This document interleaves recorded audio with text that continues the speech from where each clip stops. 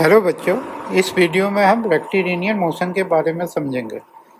Rectilinear motion का मतलब है कि कोई भी जो ऑब्जेक्ट स्ट्रेट लाइन में आपका ट्रैवल कर रहा है तो उसको हम बोलते हैं रेक्टिलिनियर मोशन। ओके, तो जो ऑब्जेक्ट का ट्रेजेक्टरी होगा वह क्या होगा, स्ट्रेट लाइन। रेक्टिलिनियर मोशन में भी आपका यूनिफॉर्म मोशन हो सकता है, नॉन यूनिफॉर्म मोशन हो सकता है। यूनिफॉर्म मोशन का मतलब है कि आपका जो वेलोसिटी रहेगा वो क्या रहेगा, कांस्टेंट रहेगा। और ये नॉन यूनिफॉर्म मोशन मतलब जिसमें आपका वेलोसिटी कांस्टेंट नहीं है।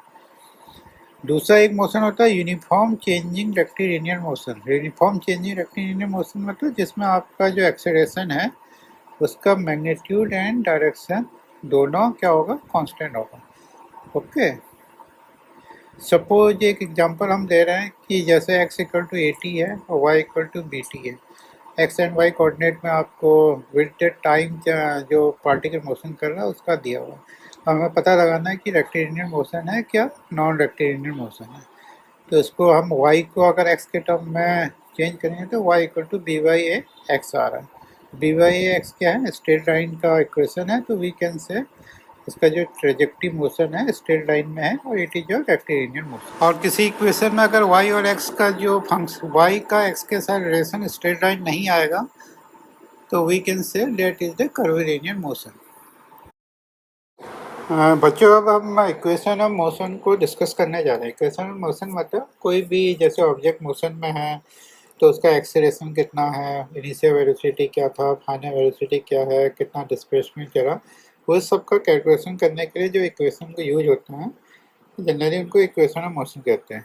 तो उसमें आपका तीन मेन इक्वेशन है। जैसे अभी इसमें दिखाई दे रहा है v equal to U plus A T, पहला इक्वेशन, जहाँ u जो है पार्टिकल का इनिशियल वेलोसिटी है, v जो है velocity attended after time t और a ही एक्सेलरेशन।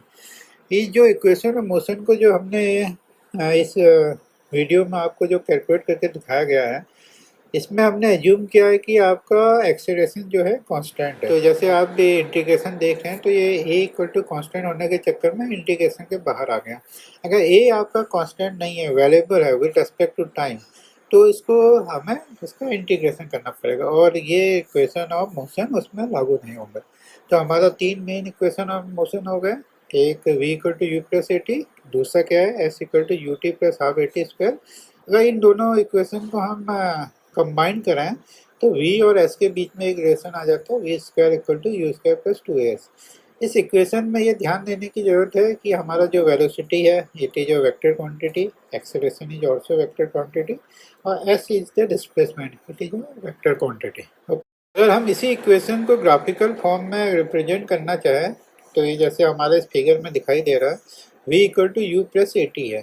ठीक, तो v it is the straight line equation and angle is alpha. Okay, similarly s equal to ut plus half at square, यहाँ से आपका दिखाई दे it is जो s और t के बीच में अगर ग्राफ खींचें तो it is जो पैराबोलिक फंक्शन और t इक्वल टू जीरो में जो उसका स्लोप होगा वह आपका u के बराबर है। ठीक, तो कांस्टेंट एक्सेलरेशन का जैसे कि हम बोले ही हैं कि और ग्रेविटी जो है जिसका वैल्यू हम 9.8 मीटर पर सेकेंड स्क्वायर देते हैं, वो एक एग्जांपल ऑफ कांस्टेंट एक्सेलरेशन है।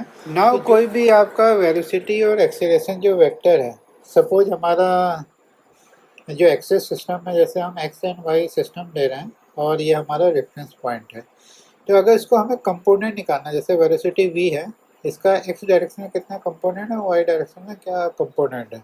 तो कंपोनेंट आपने वेक्टर में पढ़ा ही होगा। जैसे v का x direction component v cos theta और v का y direction component v sin theta. तो total vector equal to v cos theta i component, v sin theta j component, और इसका जो मैग्नीट्यूड होगा V X square plus V Y square. अगर angle निकालना है तो हमारा क्या हो जाएगा, V Y divided by V X, 10x। Okay, now हम कुछ एग्जाम्पल को जिसमें कांस्टेंट एक्सेलरेशन वाले एग्जाम्पल है उन पे उनको समझने की कोशिश करेंगे। जैसे कि इस पहले एग्जाम्पल में हमने बोला है कि कोई एक बॉल जो है इनिशियल वेलोसिटी 10 मीटर पर सेकंड के स्क्वायर से हमने अगर ऊपर उछाला तो कितना ये हाइस्ट मतलब डिस्टेंस हाइट तक ट्रेवल करेगा, ये हमें कैलकुलेट करना है। और हमने ग्रेविटी को कांस्टेंट मान लिया 10 मीटर पर सेकंड स्क्वायर। क्योंकि ग्रेविटी एक्सीलरेशन जो हमारा है वेक्टर क्वांटिटी है और इसका जो डायरेक्शन होता है हमेशा टुवर्ड्स द अर्थ सेंटर होता है।